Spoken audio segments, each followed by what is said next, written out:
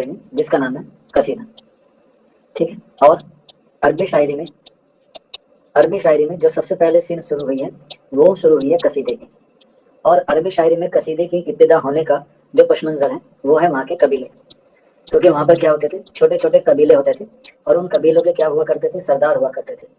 तो उन सरदारों को खुश करने के लिए क्या की जाती थी, शायरी की जाती थी। और उस शायरी में सबसे ज्यादा जोर किस पे होता था, कसीदे पे। क्यों? क्योंकि कसीदे में एक इज्जा होता है, मदह, जिसमें क्या होती है, तारीफ। तो सरदार की तारीफ करने के लिए या सरदार को खुश करने के लिए क्या किया जाता था, कसीदा पढ़ा जाता था। और कसीदे में क्या होता था, बादशाह या जो कबीले का सरदार होता था वो बहुत क्या होता था, वो बहुत खुश होता था। और खुश होने के बाद क्या दिया जाता था, उसे इनाम और इकराम से जो है वो क्या किया जाता था, सरफराज किया जाता था। इसी के साथ साथ कसीदा जो है वो ऊँटों पे अक्सर कहा जाता था, क्योंकि लंबे लंबे काफिले हुआ करते थे। तो उसमें जो है वो ज्यादा लंबी लंबी किसका इस्तेमाल किया जाता था, तशबीब का किया जाता था, जो बाद में किसका रूप लेके आ गई, जो बाद में रूप लेके आ गई गजल का, जो किसका रूप लेके आ गई बाद में, गजल का। और यहीं से जो क्या शुरू हो गई, उर्दू अदब में गजल गोई शुरू हो गई। लेकिन गजल से भी पहले अरबी में क्या शुरू हुआ है, अरबी में शुरू हुआ है हमारा कसीदा। और ये शुरुआत भी कहाँ से हुई है, कसीदों में अरबी से ही हुई है। लेकिन आपके निसाब में अरबी कसीदे ना तो अरबी कसीदे हैं और ना ही अरबी कसीदा वो है। आपके निसाब में सिर्फ दो ही हैं, और वो है आपके मिर्जा मोहम्मद रफ़ी सौदा और शेख इब्राहिम ज़ौक, सिर्फ ये ही दो हैं।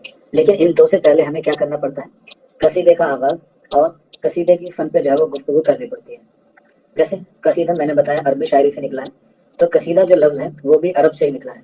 और ये कसीदा जो है अरबी लफ्ज़ है, जिसके मायने क्या होते हैं, जिसके मायने होते हैं गाढ़ा हुआ,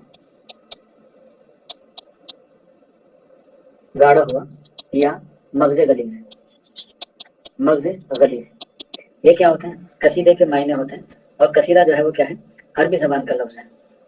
अब ये कसीदा तो हो गया अरबी ज़बान का लफ्ज़, और सिन्फ भी क्या होगी, कसीदा। लेकिन कसीदा सिन्फ होने से पहले क्या है, एक नज़म है। क्या है, एक नज़म है, एक शायरी है। और नज़म में क्या होता है, नज़म में एक मुसलसल मौजू का इस्तेमाल होता है। क्या होता है, मौजू का इस्तेमाल होता है।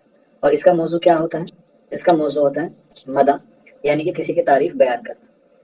अब इस मौजू को, मदा को अगर हम तारीफ बयान करें, यानी कि किसी डेफिनेशन में उसे बताएं, तो हम लोग इस तरह से कह सकते हैं कि कसीदा उस मुसलसल नज्म को कहते हैं, कसीदा उस मुसलसल नज्म को कहते हैं जिसके पहले शेर के दोनों मिसरे, जिसके पहले शेर के दोनों मिसरे और बकिया, और बकिया अशआर, और बकिया अशआर के दूसरे मिसरे हम काफिया, हम काफिया व हम रदीफ हूँ, हम काफिया व हम रदीफ हूँ। ये क्या हो गई, कसीदे की तारीफ हो गई, कसीदे की तारीफ हो गई कि इसमें जो है वो क्या होना ज़रूरी है, इसमें होना ज़रूरी है हम रदीफ और हम काफिया। और ये बाकी अशार में होने चाहिए। पहला जो शेर है वो जो गज़ल में होता है वही क्या होता है, वहीं पर जो है वो तशबीह भी होती है, तशबीह भी होती है कसीदे में। और इस बयान करने के लिए जो सबसे ज़्यादा ज़रूरी है वो है हमारे पास शौकत अल्फाज, शौकत अल्फाज, और दूसरा बुलंद तख़य्युल, बुलंद तख़य्युल। ठीक, बुलंद तख़य्युल, बुलंद तख़य्युल किससे मुराद होता है, मर्तबे से। और शौकत अल्फाज जो है वो किससे होती हैं, इज्जत से। मान लीजिए मर्तबा क्या है, बाप का है, दादा का है, या बादशाह का है, या सरदार का है। तो सबकी इज्जत क्या होती है, अलग अलग होती है। तो इसीलिए सबके लिए क्या इस्तेमाल होते हैं, अलग अलग अल्फाज का इस्तेमाल होता है। तो इसीलिए कसीदे में सबसे ज़्यादा ज़रूरी क्या है हमारे लिए, शौकत अल्फाज का होना और तख़य्युल का होना, और वो भी कैसा, बुलंद तख़य्युल होना। एग्जाम में जो है ये सबसे ज़्यादा पूछा गया है कि कसीदे की सबसे खुसूसियत क्या चीज़ होती है।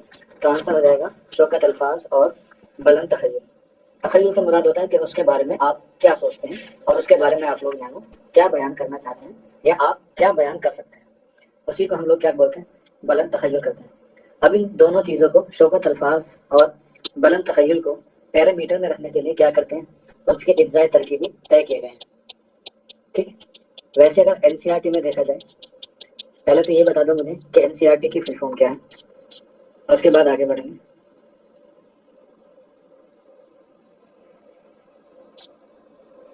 एनसीईआरटी की फुल फॉर्म बताइए पहले तो मुझे कि क्या है, उसके बाद आगे बढ़ेंगे।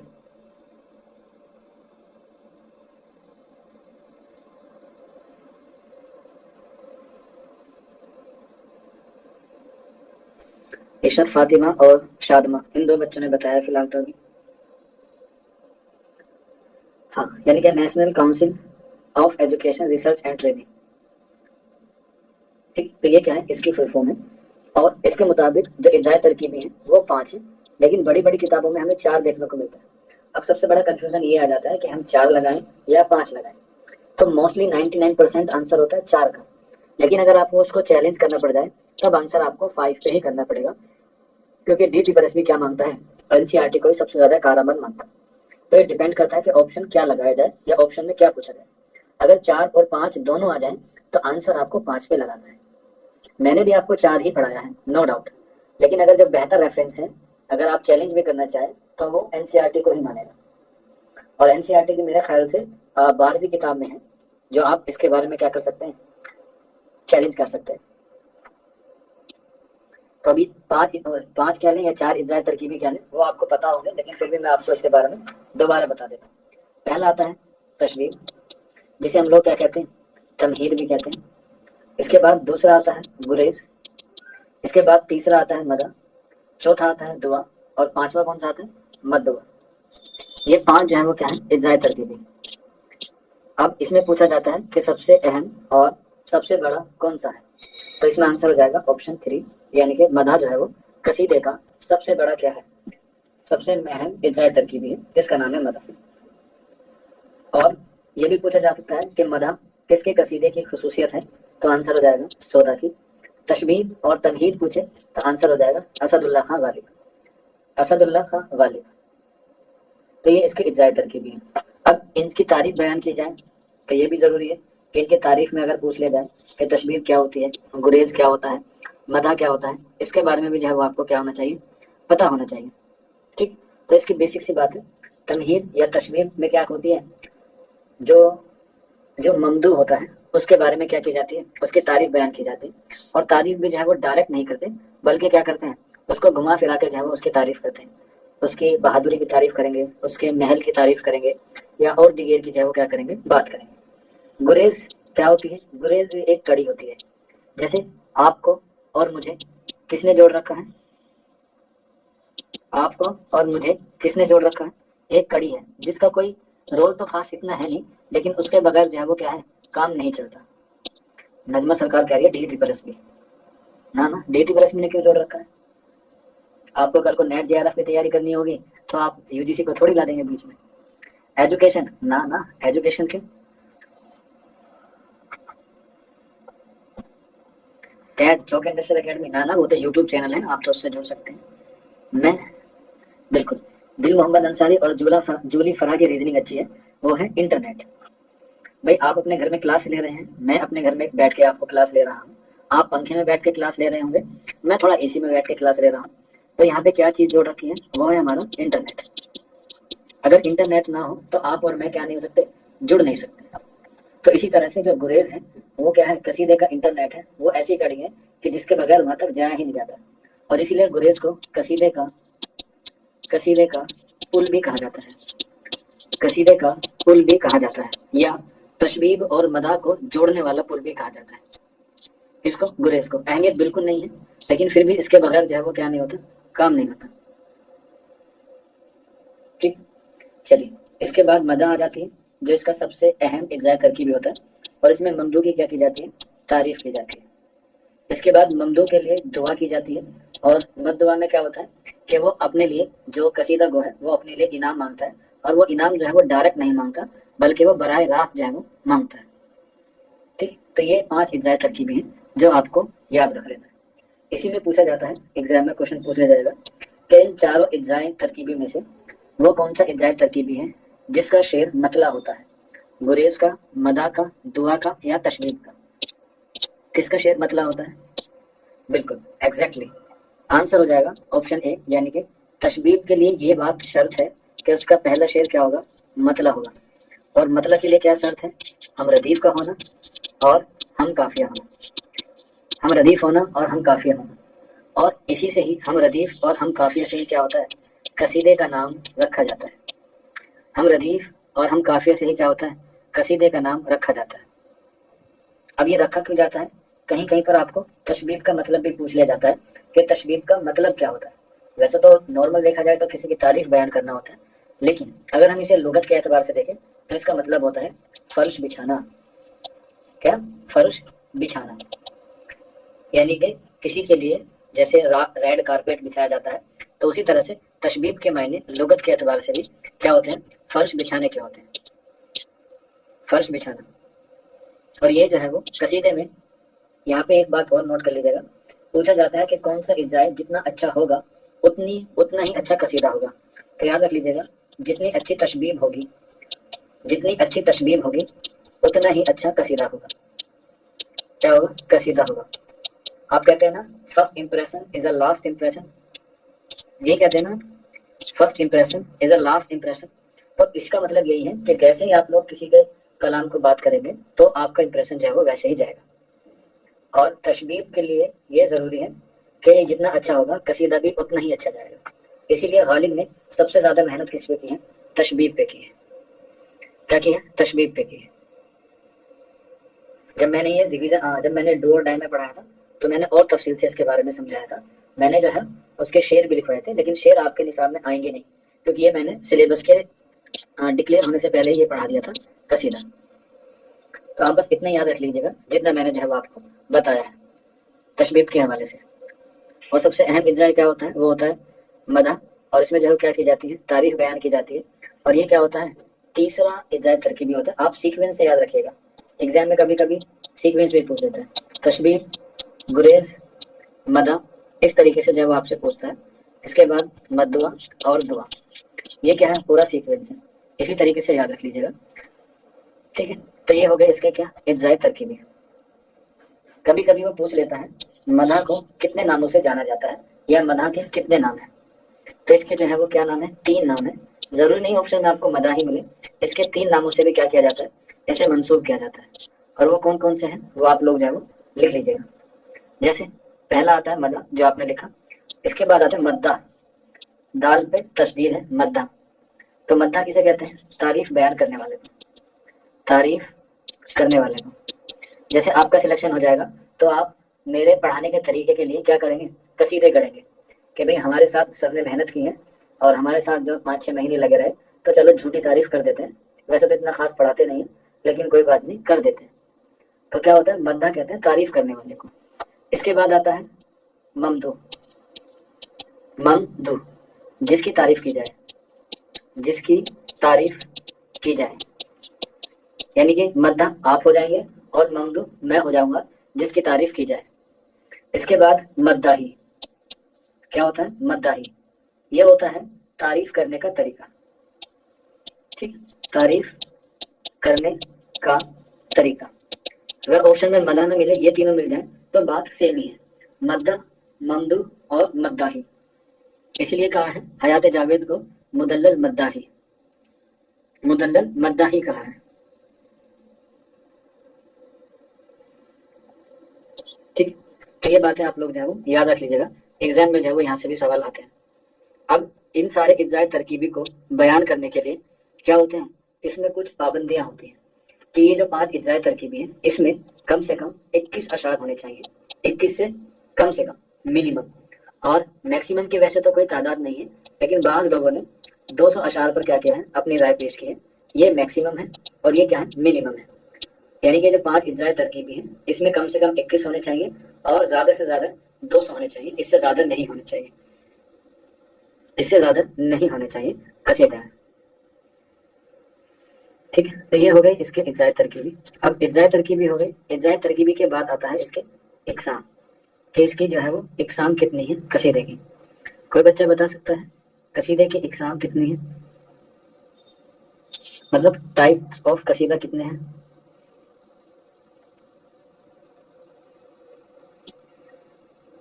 مجھے پتا تھا آپ لوگ 2 ہی بتائیں گے، لیکن مجھے اتنا نہیں پتا تھا کہ آپ لوگ اتنا خراب بتائیں گے. بالکل سائمہ نے صحیح بتایا ہے، آنسر ہے 4. کیا ہے؟ 4. امنا عارف نے بھی صحیح بتایا ہے 4. اس سے پہلے میں آپ کو بتا دیتا ہوں، قصیدے کی ویسے دو ہی اقسام ہوتی ہیں، خطابیہ اور تنہیدیہ، لیکن ایگزامینر آپ سے پوچھے گا موضوع کے اعتبار سے بتائیے، ٹھیک ہے؟ موضوع کے اعتبار سے 4 ہوتی ہیں اور آپ کو 4 ہی لکھنی ہے۔ اگر آپشن میں پوچھا جائے قصیدے کی اقسام کتنی ہے، آپشن میں 4 دے رکھا ہو تو کون سی ہوتی ہے وہ میں، اور وہ ہے پہلی مداحیہ، جس میں کیا کی جاتی ہے، تعریف بیان کرنے کے قصیدے کو ہم لوگ کہتے ہیں مداحیہ۔ اور مجھے لگتا ہے جتنے بچوں نے 4 بتایا ہے انہوں نے میری ڈو اور ڈائی والی کلاس وہ دیکھی ہوگی، کیونکہ میں نے اسی میں بتایا تھا۔ دیکھو سائمہ خان بھی کہہ رہی ہے جی، تو اسی کلاس میں نے بتایا تھا کہ 4 طرح کے ہوتے ہیں۔ پہلی ہوتی ہے آپ کی مداحیہ، جس میں ہم لوگ کیا کرتے ہیں، تعریف بیان کرتے ہیں۔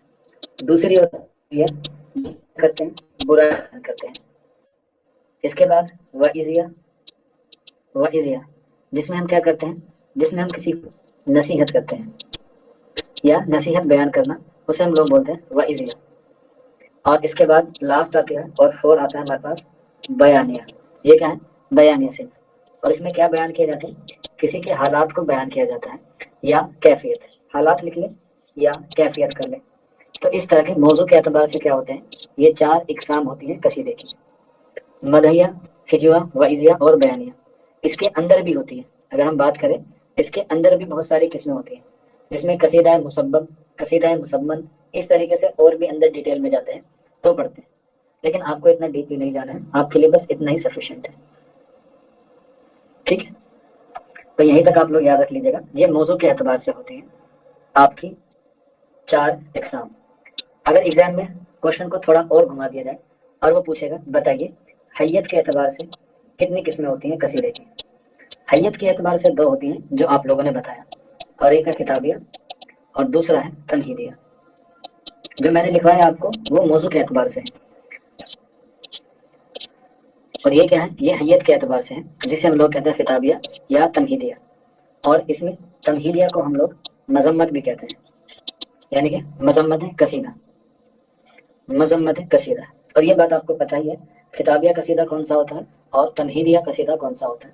پھر بھی میں آپ کو لکھوا دیتا ہوں، خطابیہ قصیدہ وہ ہوتا ہے، خطابیہ قصیدہ وہ ہوتا ہے جس میں شاعر تمہید، جس میں شاعر تمہید باندھے بغیر مدح یا ہجو شروع کر دیتا ہے، ٹھیک؟ فار ایگزامپل جیسے آپ لوگ مجھ سے کچھ پوچھتے ہیں تو کچھ بچے کیا کرتے ہیں، کچھ بچے لکھتے ہیں ریسپیکٹڈ سر ہماری آئی ڈی نہیں ملی، سر ہمیں کلاس کے نوٹس نہیں ملے، تو وہ ریسپیکٹڈ لگا دیتے ہیں یا سر لگا دیتے ہیں۔ لیکن کچھ لوگ کیا کرتے ہیں، ہمیں پی ڈی ایف نہیں ملی ہے، ہمیں نوٹس نہیں مل رہے ہیں، مطلب ڈائریکٹ بول دیتے ہیں۔ تو جو ڈائریکٹ بولتے ہیں جس میں کوئی تمہید کا لفظ نہ ہو، جس میں کوئی رسپیکٹ نہ ہو، وہ کیا ہوتی ہے، ہماری خطابیہ ہوتی ہے۔ اور تنہیدیہ میں کیا ہوتا ہے، رسپیکٹڈ لگا دیا یا سر لگا دیا، تو اس سے کیا ہو جاتا ہے، اس سے عزت بڑھ جاتی ہے۔ تو خطابیہ اور تنہیدیہ میں یہی فرق ہے، ایک یاد کر لیجیے گا، دونوں میں یاد کرنے کی کوئی ضرورت نہیں ہے کہ خطابیہ قصیدہ وہ ہوتا ہے جس میں شاعر تمہید باندھے بغیر مدح یا ہجو شروع کر دیتا ہے، بس اتنی ہی بات آپ لوگ یاد رکھ لیجیے گا۔ تنہیدیہ اس کا اپوزٹ ہوتا ہے، اپوزٹ کا مطلب ہوتا ہے تضاد۔ جوری فرق کہہ رہی ہے سر موضوع اور حیت نہ ہو صرف اقسام پوچھے تب کون سی صحیح ہوگی، تب آپ 4 لگائیے گا، کیونکہ آپ اس کو چیلنج کرنے کے لیے تیار رہیں گے، کیونکہ حیت بعد میں آتی ہے، پہلے موضوع آتا ہے، ٹھیک ہے؟ پہلے کیا آتا ہے، آپ کو سلیکشن کرنا پڑتا ہے کسی چیز کا، اس کو پانے کا طریقہ آپ بعد میں آتا ہے، وہ اس میں مینشن رہے گا، ٹھیک ہے؟ چلیے اس کے بعد یہ اس کی اقسام ہو گئی، اس کے اجزائے ترکیبی ہو گئی۔ اب ہم بات کرتے ہیں اس کے آغاز کے حوالے سے کہ اس کا آغاز کہاں ہوا، کیسے ہوا، کب ہوا اور کیوں ہوا، اس بارے میں بھی جو ہمیں کیا ڈالنی ہے، روشنی ڈالنی ہے۔ تو جس طریقے سے میں نے آپ کو ابھی تک پڑھا ہے کہ اردو کا آغاز بھی دکن سے ہوا ہے، نصیر الدین ہاشمی کا قول ہے، ہم نے غزل پڑھی ہے، غزل کا بھی جو آغاز ہوا ہے وہ کہاں سے ہوا ہے، دکن سے ہوا ہے۔ تو ٹھیک اسی طرح سے ہی قصیدہ جو صنف ہے اس کا بھی آغاز کہاں سے ہوا ہے، اس کا بھی آغاز دکن سے ہی ہوا ہے۔ اردو پیدا بے شک شمال میں ہوئی ہو، لیکن اس کی ساری اصناف جو ہے وہ زیادہ تر کہاں ہوئی ہے، دکن میں ہی اس کو کیا ملا ہے، اس کو فروغ ملا ہے، کیا ملا ہے، فروغ ملا ہے، اور دکن میں ہی اس کو کیا ملی ہے، ज़्यादा मकबूलियत भी हासिल हुई है दक्कन में। और उर्दू का जो पहला दौर माना जाता है वो कब से माना जाता है? वो माना जाता है कुतुब शाही दौर से। कुतुब शाही दौर से दक्कन का क्या माना जाता है? दक्कन में क्या माना जाता है? कसीदे की इब्तिदा मानी जाती है। कुतुब शाही दौर में ही उर्दू कसीदे का रिवाज हमें देखने को मिलता है। अब जाहिर सी बात है, कुतुब शाही दौर में नाम आया तो बिलाशुबा कौन हो जाएंगे? मोहम्मद कुली कुतुब शाह। और मोहम्मद कुली कुतुब शाह को ही उर्दू का पहला कसीदा गो माना जाता है। मोहम्मद कुली कुतुब शाह को ही उर्दू का पहला कसीदा गो जो है वो माना जाता है। और इनकी कितनी प्यारियां हैं? आप कहेंगे सर इनकी 12 प्यारियां हैं। तो इन्होंने 12 ही क्या लिखे हैं? कसीदे लिखे हैं। याद करने के लिए बता रहा हूँ, हालांकि ये 12 कसीदे उनकी मदा में नहीं, बस आप लोग जो है वो याद रख लीजिएगा, ठीक है। 12 प्यारे का आशिक भी नहीं कहा जाता है। और इन्होंने कितने लिखे? 12 कसीदे लिखे। और इनको ही क्या माना जाता है? उर्दू का पहला कसीदा गो माना जाता है। अगर एग्जाम में मोहम्मद कुली कुतुब शाह का नाम ना हो और आपसे पूछ ले जाए कि बताइए मंदरजा झेल में से उर्दू का पहला कसीदा गो कौन है, तब आंसर हो जाएगा आपका गव्वासी, ठीक। तब का आंसर हो जाएगा गव्वासी। अगर ऑप्शन में मोहम्मद कुली कुतुब शाह ना दिया हुआ हो और गव्वासी दिया गया हो तो आंसर हो जाएगा गव्वासी। क्या हो जाएगा? गव्वासी। इसके साथ साथ यहीं पर थोड़ा सा और क्वेश्चन को घुमा सकता है। उर्दू का पहला कसीदा गो ना देकर वो पूछेगा उर्दू का पहला बाकायदा कसीदा गो। उर्दू का पहला बाकायदा कसीदा गो, तब आंसर होगा आपका मिर्जा मोहम्मद रफी सोदा। अगर उर्दू का पहला कसीदा गो पूछा जाए तो मोहम्मद कुली कुतुब शाह। अगर ऑप्शन में कुली कुतुब शाह ना हो तो आंसर हो जाएगा गव्वासी। लेकिन अगर ऑप्शन में पूछा जाए उर्दू का पहला बाकायदा कसीदा गो तो आंसर हो जाएगा सोदा। और अगर क्वेश्चन यही पूछा गया है कि उर्दू का पहला बाकायदा कसीदा गो कौन है, ऑप्शन में मोहम्मद कुली कुतुब शाह भी है, गव्वासी भी है और सौदा भी है और ज़ौक भी है, तब आंसर आप क्या लगाएंगे?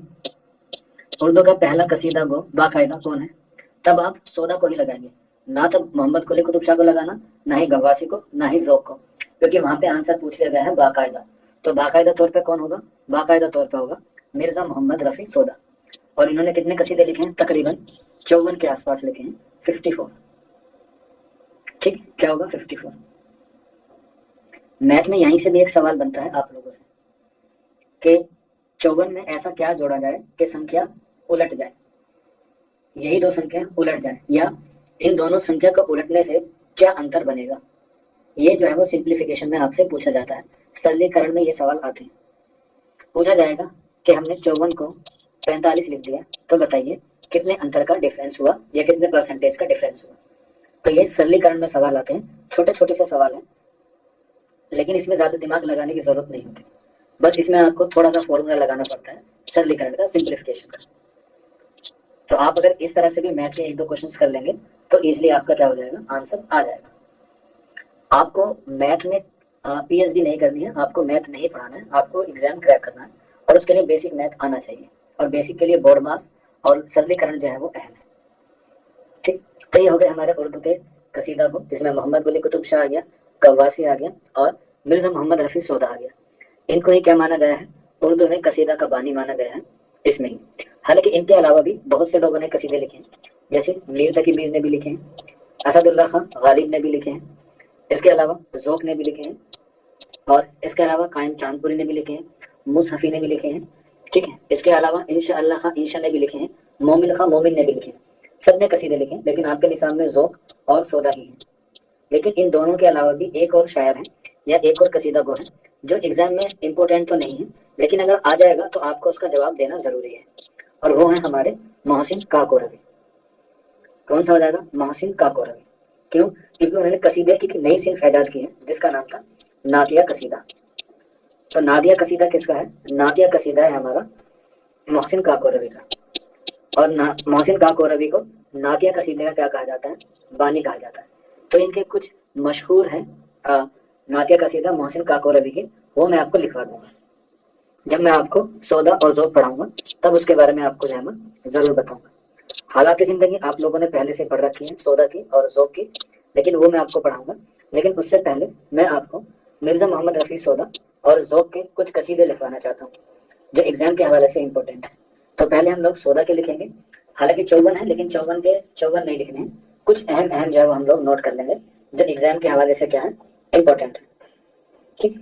تو چلیے پھر پہلے سودا کے لکھ لیتے ہیں، اس کے بعد ذوق کے لکھ لیں گے۔ چلیے تو لکھ لیں گے جو سودا کا سب سے مشہور ہے، اور وہ ہے ہوا جب کفر ثابت، ہوا جب کفر ثابت ہے وہ تمغائے مسلمانی، تمغائے مسلمانی۔ تو یہ پہلا مصرع ہے، اور اسی کو کیا مانا گیا ہے؟ اسی کو سودا کا قصیدہ مانا گیا ہے۔ اور یہ کیسا قصیدہ ہے؟ یہ نعتیہ قصیدہ ہے۔ یہ کیسا قصیدہ ہے؟ یہ نعتیہ قصیدہ ہے۔ اور یہ کس کی مدح میں ہے؟ کیونکہ بھائی قصیدہ جو ہے مدح میں ہوتا ہے، اب نعتیہ ہے تو آپ کو پتا ہوگا نعت میں کس کی تعریف کی جاتی ہے؟ نعت میں کس کی تعریف کی جاتی ہے؟ ظاہر سی بات ہے، نعت میں کس کی تعریف کی جاتی ہے؟ نبی کریم صلی اللہ علیہ وسلم کی یا دیگر نبیوں کی تعریف کی جاتی ہے نعت میں۔ تو اس میں کس کی تعریف کی گئی ہے؟ محمد صاحب کی یا نبی کریم صلی اللہ علیہ وسلم کی تعریف بیان کی گئی ہے۔ اور یہ کیا ہے؟ یہ ایک نعتیہ قصیدہ ہے جو کس کا ہے؟ سودا کا۔ اس کے بعد نیکسٹ ہے جو گنچائے آسمان نے مجھے بحر ارض جال، جو گنچائے آسمان، جو گنچائے آسمان نے مجھے بحر ارض جال، سوری حال ہے، جال نہیں ہے، حال ہے۔ تو یہ بھی کیا ہے؟ یہ بھی سودا کا ہے۔ یہ کس کی مدح میں ہے؟ تو یہ ہے امام مہدی کی مدح میں، امام مہدی کی مدح میں یہ ان کا کیا ہے؟ قصیدہ ہے۔ کس کا ہے؟ اور یہ ہے مرزا محمد رفیع سودا کا، مرزا محمد رفیع سودا کا، جو گنچائے آسمان نے مجھے بحر ارض حال۔ اور یہ کیا ہے؟ امام مہدی۔ اب امام مہدی کیا ہے؟ اردو میں دیکھا جائے تو امام مہدی کیا ہے؟ ایک بزرگ ہے، اور بزرگوں کی تعریف بیان کرنے کے لیے کون سی صنف کا استعمال ہوتا ہے؟ ہاں عمران خان، وہی تو میں پوچھ رہا ہوں، بزرگوں کی اور انبیاء اکرام کی تعریف بیان کرنے کے لیے کس کا استعمال ہوتا ہے؟ بالکل ایگزیکٹلی کس کا ہوتا ہے؟ منقبت کا۔ تو یہ جو قصیدہ ہے یہ کیا ہے؟ یہ منقبت قصیدہ ہے۔ نعتیہ میں ہی آتا ہے، لیکن نعتیہ میں بھی منقبت ہے، کیونکہ امام مہدی کیا ہے؟ ایک بزرگ ہے، ایک بزرگ ہے۔ اس کے علاوہ تیسرا لکھ لیجیے گا نیکسٹ، اور وہ ہے فجر ہوتے جو گئی آج میری آنکھ جھپک، فجر ہوتے جو فجر ہوتے جو گئی آج آنکھ میری جھپک، فجر ہوتے جو گئی آج میری آنکھ، اچھا میری یہاں لکھ دیا ہے، سوری، میری آنکھ جھپک۔ یہ بھی کیا ہے؟ یہ بھی ان کا قصیدہ ہے، مشہور قصیدہ ہے سودا کا۔ اور یہ کیا ہے؟ یہ مداحیہ قصیدہ ہے، جو کس کی مدح میں لکھا گیا؟ یہ لکھا گیا ہے نواب عماد الملک کی مدح میں، نواب عماد الملک کی مدح میں لکھا گیا فجر ہوتے جو گئی آج میری آنکھ جھپک۔ ٹھیک ہے، اس کے بعد نواب عماد الملک کی مدح میں ایک اور ہے سودا کا، اور وہ ہے کہے ہیں کاتب دورا سے، کہے ہیں کاتب دورا سے منشی تقدیر۔ یہ بھی نواب عماد الملک کی مدح میں ہے، اور یہ کیسا قصیدہ ہے؟ یہ بھی مداحیہ قصیدہ ہے، یہ بھی مداحیہ قصیدہ ہے۔ اور یہ بھی کس کی مدح میں ہے؟ نواب عماد الملک کی مدح میں ہے۔ ٹھیک ہے، اس کے علاوہ اور لکھ لیجیے گا سودا کے ہی قصیدے میں آپ کو لکھوا رہا ہوں، نیکسٹ لکھ لیجیے گا ہے چرخے جب سے ابلک ایام پہ سوار، ہے چرخے جب سے ابلک ایام پر سوار۔ ٹھیک ہے، اب اس میں سوار یاد آ گیا ہے، تو یہ کیا ہے؟ یہ دوسرا نام ہے یا یہ پہلا مصرع ہے کس کا؟ تضحیک روزگار کا، کس کا؟ تضحیک روزگار کا۔ اور یہ کیسا ہے؟ یہ ان کا ہجو قصیدہ ہے تضحیک روزگار کا، اور یہ کس کا ہے؟ سودا کا، تضحیک روزگار۔ اور یہ کیسا ہے؟ یہ ہجو قصیدہ ہے، اور اس میں کس کی ہجو کہی گئی ہے؟ گھوڑے کی کہی گئی ہے، لیکن گھوڑے کو تشبیہ کے طور پہ کس کے لیے استعمال کیا گیا ہے؟ ہجو کہی گئی ہے گھوڑے کی، لیکن گھوڑے کے پیچھے کس کو بتایا گیا ہے؟ بالکل مغلیہ سلطنت کے زوال کو کیا کیا گیا ہے؟ اس میں پیش کیا گیا ہے، اور یہ جو گھوڑا تھا یہ ان کے ایک دوست کا تھا، جس سے وہ مانگنے گئے لیکن انہوں نے نہیں دیا، اسی لیے جو انہوں نے کیا کر دیا، بعد میں اس پر ایک قصیدہ لکھا جو تذہیب روزگار تھا۔ اس کے علاوہ ایک اور قصیدہ ہے مرزا محمد رفیع سودا کا ہی، جس کا نام ہے کیا ساکی نگو مجھ کو سیسائے مست، کیا ساکی، کیا ساکی نے گو مجھ کو سیسائے مست، کیا ساکی نے، کیا ساکی نے گو مجھ کو سیسائے مست۔ تو اب بتائیے مست ہو کر کون سا جانور چلتا ہے؟ مست ہو کر کون سا جانور چلتا ہے؟ بالکل، کون سا چلتا ہے؟ ہاتھی۔ تو گھوڑے میں تذہیب روزگار میں کی گئی ہے، اور اسی طریقے سے یہ جو ہے کیا ساکی نے گو مجھ کو سیائے مست، تو یہ یہ ہے ہاتھی کی ہجو میں، ہاتھی کی ہجو میں۔ اور اس کا دوسرا نام ہے ہجو فیل۔ کیا ہے؟ ہجو فیل۔ عربی میں ہاتھی کو فیل کہتے ہیں، ہجو مانے برائی، اور اس میں ہاتھی کی برائی کی گئی۔ ٹھیک ہے، تو مست سے آپ لوگ جانا یاد رکھ لیجیے گا، کیونکہ زیادہ تر لوگوں کو گھوڑے کی ہی یاد ہے، لیکن اس کے علاوہ بھی ہاتھی کی بھی مدح کی ہے۔ ہاں ہاں، شہناز پر بھی گزانن بھی کہتے ہیں۔ یہ کچھ ان کے قصیدے ہیں۔ اس کے علاوہ ایک اور ہے جو ایگزام میں پوچھا جاتا ہے خاص طور پہ، اور وہ ہے ان کا اٹھ گیا بہمنے، اٹھ گیا، اٹھ گیا بہمنے، سوری، اٹھ گیا بہمنے ودائے، اٹھ گیا بہمنے ودائے کا چمنستان سے امر، چمنستان سے امر۔ یہ کیسا قصیدہ ہے؟ یہ قصیدہ جو ہے وہ منقبت ہے، اور منقبت میں کس کی؟ حضرت علی رضی اللہ تعالیٰ عنہ کی مدح میں ہے۔ اٹھ گیا بہمنے ودے کا چمنستان سے امر، یہ بھی کس کا ہے؟ یہ بھی سودا کا قصیدہ ہے، یہ بھی سودا کا قصیدہ ہے۔ ٹھیک، یہ کچھ قصیدے ہیں جو آپ کو سودا کے حوالے سے یاد رکھنے ہیں۔ آج ان کی ہم بات کریں گے اس پہ حالات زندگی پہ۔ تو ان کا سودا نام کیسے پڑھا؟ ان کے والد کا نام تھا محمد شفیع، ان کے والد کا نام تھا محمد شفیع، جو کیا کام کرتے تھے؟ سوداگری کا، اور انہی کی نسبت سے انہوں نے کیا رکھ لیا؟ اپنا تخلص رکھ لیا سودا، جبکہ ان کا اصل نام تھا مرزا محمد، مرزا محمد رفیع، اور تخلص ہوا سودا، تخلص ہوا سودا۔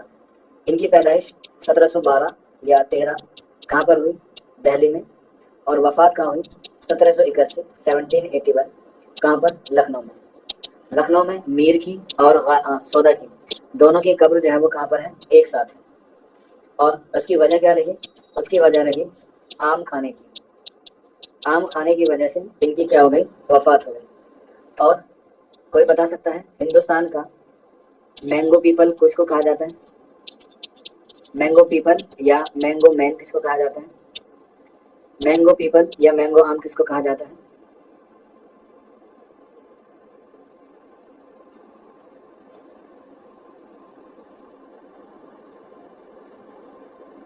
مینگو پیپل یا مینگو مین کس کو کہا جاتا ہے؟ میں نے بتا رکھا ہے، عام آدمی نہیں، نظمہ سرکار۔ ہاں، مینگو پیپل کہا جاتا ہے کلیم اللہ کو، کس کو؟ کلیم اللہ کو، جو کہاں کے رہنے والے ہیں؟ کہاں کے رہنے والے ہیں؟ ملیح آباد کے، جن کو کلیم ملیح آبادی بھی کہا جاتا ہے، کلیم ملیح آبادی بھی کہا جاتا ہے۔ اور ان کو کیا ملا ہے؟ پدم شری ملا ہے۔ کیوں ملا ہے؟ کیونکہ انہوں نے آم کی 300 قسم جو ہے وہ ایک ہی پیڑ سے اگا دی تھی، یعنی کہ ایک پیڑ کی شاخ لی اور اسی سے 300 طرح کے آم جو ہے وہ کیا کر دیے تھے؟ اگا دیے تھے۔ اور یہ کہاں کے رہنے والے ہیں؟ یہ رہنے والے ہیں ملیح آباد کے۔ ٹھیک ہے، ہاں، ڈی ٹریپل ایس میں کو بھی ایسے بتا دینا سر آپ نے جو پڑھایا وہ میں پڑھ کے نہیں آئی ہوں، میرا سلیکشن مجھے نہیں پتا، آپ لے لیجیے گا۔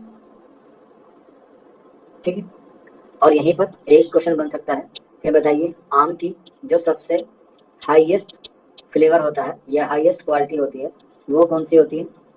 یعنی کہ جو سب سے مہنگا اور سب سے اعلیٰ آم ہوتا ہے وہ کون سا ہوتا ہے؟ بالکل، کون سا ہوتا ہے؟ الفانسو۔ اور کہاں پر پایا جاتا ہے الفانسو؟ الفانسو کہاں پر پایا جاتا ہے؟ بالکل، مہاراشٹر کے ناسک میں پایا جاتا ہے الفانسو، جو سب سے مہنگا آم ہوتا ہے الفانسو۔ یہ لنگڑا، بمبئیا، دشہری یہ تو مڈل کلاس کے لیے ہوتا ہے، الفانسو پایا جاتا ہے مہاراشٹر میں، ناسک میں۔ ٹھیک ہے. چلیے, طعام کھانے کی وجہ سے کیا ہو گئی تھی, ان کی وفات ہو گئی تھی, اور ان کی وفات پر ان کے استاد ہوئے ہیں جن کا نام ہوا ہے شاہ حاتم. انہوں نے کہا تھا ہمارا پہلوان ہمارا پہلوان سخن مر گیا, ہمارا پہلوان سخن جو ہے وہ مر گیا. کس نے کہا تھا یہ بات؟ یہ بات کہی تھی شاہ حاتم نے. اور شاہ حاتم کون ہے؟ شاہ حاتم مرزا محمد رفیع سودا کے شاگرد ہیں, سوری استاد ہیں. مرزا محمد رفیع سودا کے کیا ہیں؟ استاد ہیں. حالانکہ مرزا محمد رفیع سودا کے کیا رہے ہیں؟ استاد الگ الگ رہے ہیں. فارسی کے الگ رہے ہیں, اردو کے الگ رہے ہیں, ابتدا کے الگ رہے ہیں, اور دیگر صنف میں بھی جو ہے انہوں نے تباہ آزمائی کی ہیں, تو ان کے الگ الگ استاد رہے ہیں. تو ان کے ٹوٹل 4 استاد رہے ہیں, جس میں پہلا نام آتا ہے خان آرزو کا, جو میر تقی میر کے بھی استاد ہیں, اور میر تقی میر کے کیا ہیں؟ سوتیلے ماموں ہیں. کیا ہیں؟ سوتیلے ماموں ہیں. خان آرزو پہلے ہیں, اس کے بعد آتا ہے شاہ حاتم. خان آرزو اور شاہ حاتم, اور انہوں نے جو ہے وہ پہلے خان آرزو سے اصلاح لی, اور خان آرزو سے اصلاح لینے کے بعد ہی یہ اردو شاعری کی طرف متوجہ ہوئے, اور پھر اردو شاعری کی اصلاح انہوں نے شاہ حاتم سے لی. اس کے بعد ان کے تیسرے استاد بنے قلی خان وداد, قلی خان وداد, اور آخر بچے سانے. یہ کیا ہو گئے؟ ان کے 4 استاد بنے مرزا محمد رفیع سودا کے, خان آرزو, شاہ حاتم, قلی خان وداد اور سانے. یہ ان کے 4 استاد ہیں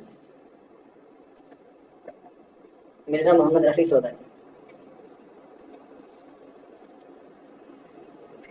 ٹھیک ہے, اور ان میں سے جو سب سے اہم مانے جاتے ہیں سودا کے شاگرد, سودا کے استاد, وہ مانے جاتے ہیں شاہ حاتم.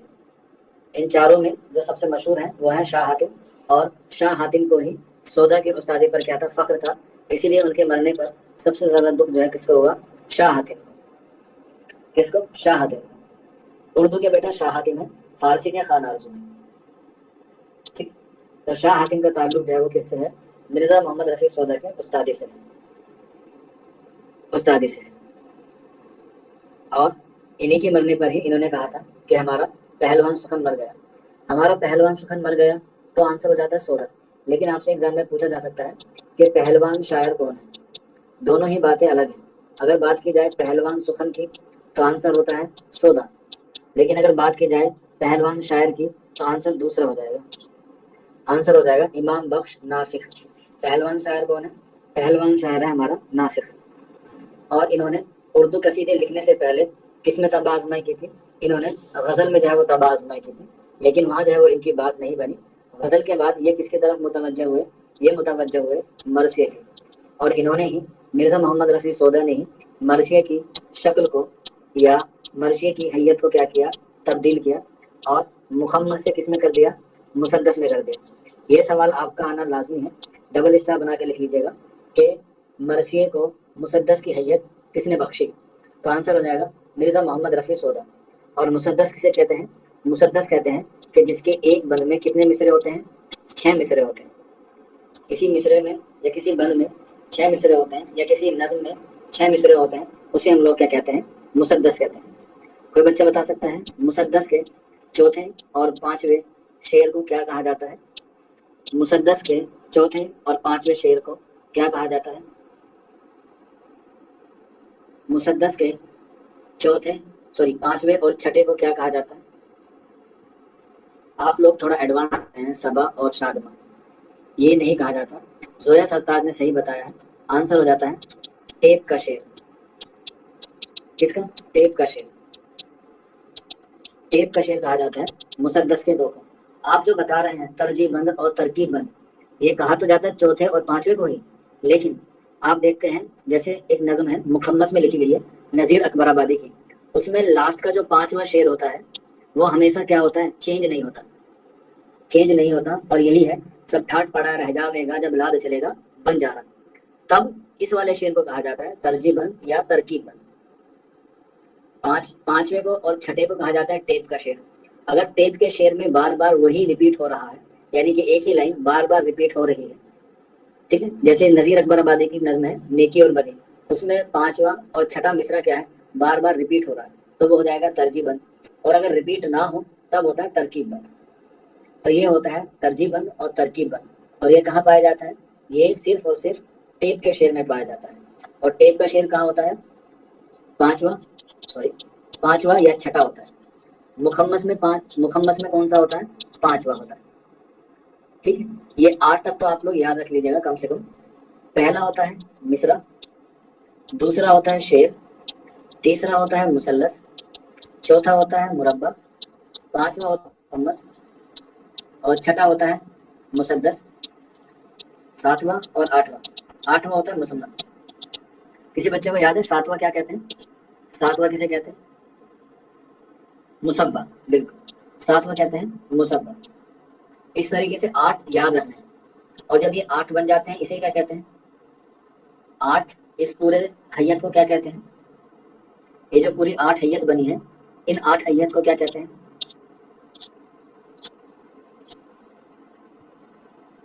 8 हैयत को क्या कहते हैं? 9 10 बाद में आती हैं, पहले 8 तक। ये जो 8 बनी है इसको क्या कहेंगे?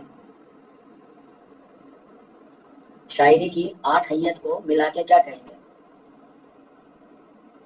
बिल्कुल, एमडी रिजाउल हक ने सही बताया है। आंसर हो जाता है मुसम्मत। ये 8 की 8 क्या है? मुसम्मत।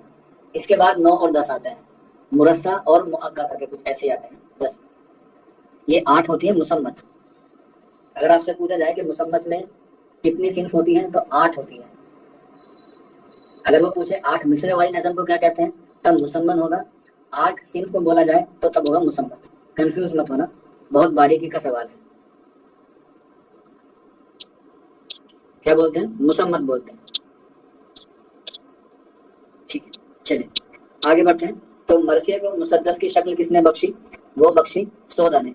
और कहाँ पर जाकर बख्शी? लखनऊ में। और लखनऊ क्यों गए? क्योंकि यहाँ पर क्या हो गया था, दिल्ली को लूटना शुरू किया गया। और लूटना शुरू किसने किया था? नादिर शाह अब्दाली ने और अहमद शाह अब्दाली ने। लेकिन दिल्ली को जो सबसे बड़ा नुकसान हुआ वो हुआ 1757 में। सबसे बड़ा जो घाटा हुआ है वो हुआ है 1757 में। और इसका खामियाजा भुगतना पड़ा हमें 1761 में और 1764 में। 64 है, हाँ 64 ही है शायद। बक्सर का युद्ध 64 में हुआ है या 62 में है? यहाँ तो पलासी का युद्ध है, यहाँ पानीपत का है, और यहाँ पर कौन सा है? बक्सर का युद्ध है। 64 है 62 है, ये आप मुझे कंफर्म कर दें। मेरे ध्यान में 64 है, 64 ही है फिर। ठीक, 1764। और हमने अभी पढ़ा कि गालिब का इंतकाल कब हुआ? 1781। तो इन तीनों युद्ध ने या इन तीनों जंगों ने क्या कर दिया? दिल्ली को बहुत नुकसान पहुंचाया। क्योंकि सबकी नजरें किस पे थी? सबकी नजरें दिल्ली पे थी, अंग्रेजों की भी और नादिर शाह अब्दाली और अहमद शाह अब्दाली की। अहमद शाह अब्दाली और नादिर शाह पहले से ही इरादा बना चुके थे हिंदुस्तान को लूटने का। लेकिन अंग्रेजों का ऐसा नहीं था, अंग्रेजों का काम था यहाँ पर क्या करना? शासन करना। तो बस इसी वजह से क्या हो गए, ये मीर तकी मीर के साथ साथ सौदा भी कहाँ चले गए? सौदा भी चले गए लखनऊ। और लखनऊ जाके किसके दरबार से वाबिस्ता हो गए? ये वाबिस्ता हो गए आसिफुद्दौला। और एक कौल मैंने आपके बारे में भी कहा है, आप लोगों को उसके बारे में बताया भी है कि जिसको ना दे खुदा उसे दे, जिसको ना दे खुदा उसे दे आसिफुद्दौला। तो आसिफुद्दौला ने शोरा की क्या की है? बहुत इज्जत अफजाई की है। और इन्होंने जो है वो लखनऊ बुला लिया आसिफुद्दौला को। और यहाँ पर जो है वो क्या रख लिया? अपने यहाँ मुंशी रख लिया। कितने रुपए में? 200 रुपये माहवार में। 200 रुपये माहवार में। ठीक।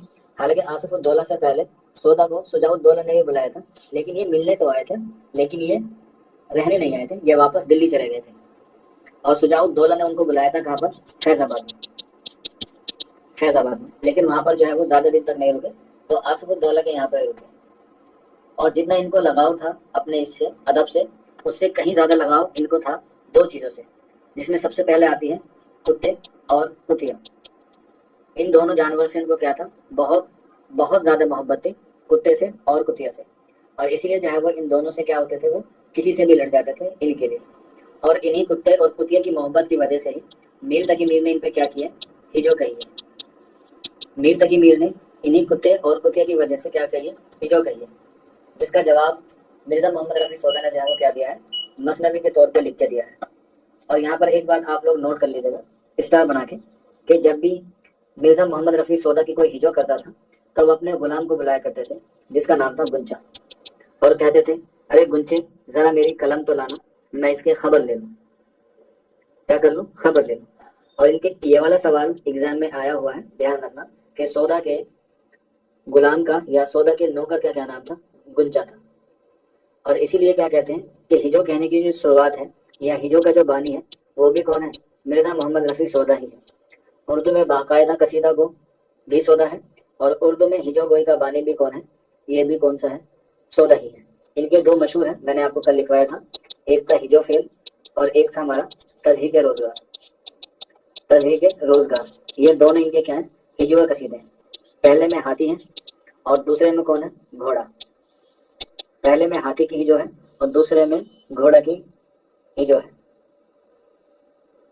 اور اسی لیے ہجو اور مدح دونوں کا جو کمبینیشن ہے وہ سب سے زیادہ کہاں ملتا ہے؟ سودا کے یہاں پر ملتا ہے. اسی لیے سودا کے ہی ہم اثر ہوئے ہیں جن کا نام ہوا ہے غلام حمدانی مصطفی.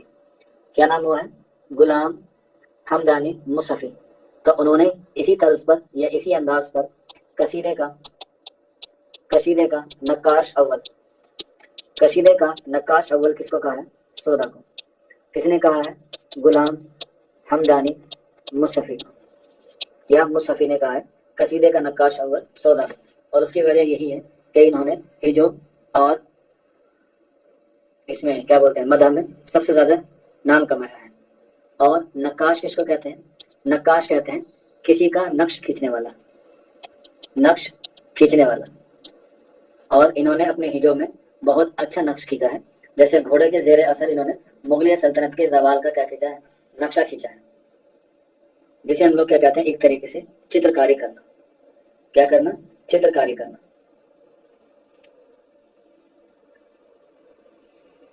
اور جب کوئی نقاش اول ہوتا ہے تب وہ چترکاری جو ہے وہ کیا کرتا ہے؟ الگ الگ وے میں جا کے یا الگ الگ تھوٹ میں جا کے کرتا ہے. لیکن اس کی جو ہے وہ ایک نئی کیا ہوتی ہے؟ مقبولیت ہوتی ہے. تو اس کی جو مقبولیت ہے مرزا محمد رفیع سودا کی، وہ کس میں ہے؟ قصیدے میں. لیکن انہوں نے قصیدے بھی کہے ہیں، مرثیہ بھی کہا ہے، انہوں نے جو ہے وہ ہجو قصیدے بھی کہے ہیں، انہوں نے جو ہے وہ غزل بھی کہی ہے، انہوں نے جو ہے وہ رباعیہ بھی کہی ہے. یعنی کہ انہوں نے تباہ آزمائی جو ہے وہ لگ بھگ شاعری کی تمام اصناف میں جو ہے انہوں نے کیا کی ہے؟ شاعری کی. چاہے ہم بات کریں مرثیہ کی، چاہے ہم بات کریں ہجو کی، چاہے ہم بات کریں رباعی کی، سب میں جو ہے انہوں نے کیا کی ہے؟ تباہ آزمائی کی ہے. اور اس کے علاوہ انہوں نے مثنوی میں بھی کیا کیا ہے؟ تباہ آزمائی کی ہے مرزا محمد رفیع سودا نے. اور ان کے قصیدے میں آپ کو پہلے ہی بتا چکا ہوں، ان کے قصیدوں کی جو تعداد ہے وہ کتنی ہے؟ 14، جس میں سے میں نے آپ کو کچھ جو ہے وہ کل لکھوا دیے تھے. سبھی بچوں نے لکھ لیے تھے. کلاس کرنے کے بعد آپ لوگوں نے اسے ایک دو بار ریپیٹ کیا یا نہیں کیا؟ مطلب جب پڑھا دیا اس کے بعد آپ نے کلاس دیکھی یا نہیں دیکھی، یا بس ایک بار دیکھ لیا تو کام ختم ہو گیا؟ ایک بار چیز سمجھنے سے یا دیکھنے سے نہیں آتی ہے تو اسے بار بار دیکھنا پڑتا ہے. ہاں، نوٹس بھی پڑھے ہوں گے. جب آپ کہیں شادی بیاہ میں جاتے ہیں کسی کے لیے لڑکا دیکھنے یا کسی کے لیے لڑکی دیکھنے، تو ایک بار میں جی نہیں بھرتا، کم سے کم 2 یا 3 بار تو دیکھنا پڑتا ہی کہ ہاں یہ ٹھیک ہے یا نہیں. تو کلاس میں جو ہے وہ کیا ہوتے ہیں، ایک بار کلاس لے لو اس کے بعد ایک بار پڑھ لو، کام جو ہے وہ کام بن جائے گا. قصیدے کی جو پی ڈی ایف ہے وہ مرثیہ کے ساتھ میں شیئر کروں گا. امید ہے آج نہیں تو کل آپ کو غزل والا پورشن مل جائے گا. ٹھیک، آج یا 5 بار جو ہے وہ میں آپ کو کل بھیج دوں گا غزل والا پورشن. کیونکہ محنت کرو تھوڑی سی آنسر میں. ٹھیک، چلیے اس کے بعد ڈبل اسٹار بنا کے لکھ لیجیے گا کہ سودا کا سب سے مشہور قصیدہ کون سا ہے. تو ان کا جو سب سے مشہور قصیدہ ہے وہ ہے باب الجنت. باب الجنت جو ہے وہ سودا کا کیا ہے؟ سب سے مشہور قصیدہ ہے. اور یہ کیسا قصیدہ ہے باب الجنت؟ یہ جو ہے وہ نعتیہ قصیدہ، منقبت قصیدہ ہے. اس میں جو ہے وہ حضرت علی کی جو ہے وہ کیا کی گئی ہے؟ شان بیان کی گئی ہے حضرت علی کی. جبکہ ہجو میں بات کی جائے تو سب سے مشہور ہے تزہیق روزگار. تزہیق روزگار سب سے مشہور ان کا ہجو کا قصیدہ ہے. اس کے علاوہ بھی اور ہیں لیکن یہی جو ہے وہ آپ لوگ یاد رکھ لیجیے گا. اور قصیدے میں جو ہے وہ سودا کا جو تعلق ہے یا اس کا جو مقابلہ ہے وہ الگ الگ لوگوں سے کیا جاتا ہے، جس میں خاقانی آتا ہے جو فارسی شعرا ہے. خاقانی کے علاوہ انوری، انوری کے علاوہ عرفی، اور عرفی کے علاوہ ظہوری. ان لوگوں سے جو ہے وہ کیا کیا جاتا ہے؟ غالب کا جو ہے وہ مقابلہ کیا جاتا ہے. یا سودا کے قصیدوں میں ان کا بھی جو ہے وہ اثر ہمیں دیکھنے کو ملتا ہے. خاقانی، انوری، عرفی اور ظہوری. اس کے علاوہ ان کی ایک عشقیہ مثنوی ہے جو ایگزام میں موسٹ امپورٹنٹ ہے، حالانکہ انہوں نے 24 مثنوی لکھی ہیں، لیکن ان کی ایک واحد جو ہے وہ عشق مثنوی ہے، اسے جو ہے وہ آپ لوگ کیا کر لیجیے گا، یاد کر لیجیے گا، جس کا نام ہے مثنوی قصہ در، مثنوی قصہ در عشق، مثنوی قصہ در عشق، پسر، پسر شیشہ گر، شیشہ غر، بزرگ، بزرگ پسر، ٹھیک، یہ کیا ہے ان کی مثنوی ہے، مثنوی قصہ در عشق، پسر شیشہ گر، بزرگ پسر، یہ ان کی اکلوتی کیا ہے، اکلوتی عشقیہ مثنوی ہے۔ ویسے ان کی کتنی ہے، 24 مثنوی ہے، لیکن 24 میں آپ کو جو ہے وہ یہی یاد رکھنی ہے، ٹھیک، یہ اس کے مثنوی ہے۔ مرثیہ ان کے یاد کرنے کی ضرورت نہیں ہے، کیونکہ مرثیہ سے ان سے سوال آتا نہیں ہے۔ رباعی بھی اتنے خاص نہیں ہیں، اور سودا کے جو قصیدے تھے وہ میں نے جو ہے وہ آپ کو پہلے ہی کیا کر دیے ہیں، لکھوا دیے ہیں، جتنے بھی ایگزام کے حوالے سے جو ہے وہ آپ سے پوچھے جا سکتے ہیں۔ اس کے علاوہ جب کوئی شاعر بڑا بنتا ہے تو ظاہر سی بات ہے اس کی کیا ہوتی ہے، کسی نہ کسی سے ادبی چشمک ضرور ہوتی ہے، تو ان کی جو ادبی چشمک رہی ہے سب سے زیادہ وہ رہی ہے میر زاہد سے۔ کوئی بچہ بتا سکتا ہے میر زاہد کا تعلق کس مرثیہ نگار کے خاندان سے ہے؟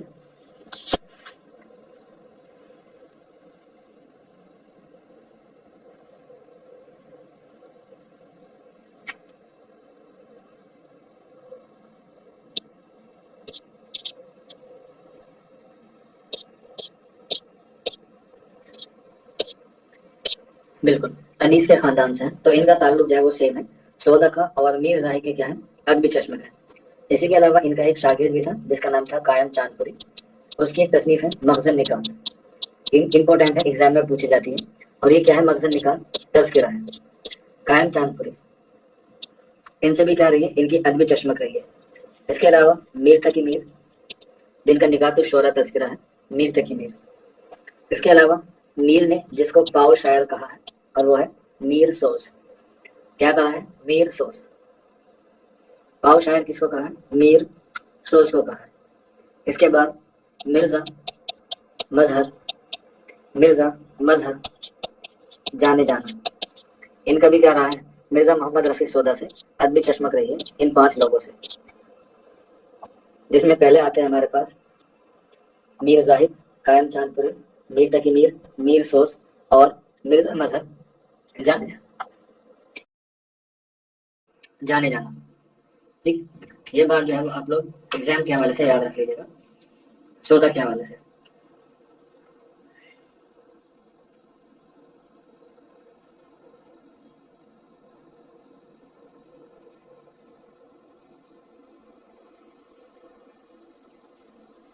بس اتنا ہی آپ کو سودا کے حوالے سے یاد رکھنا ہے۔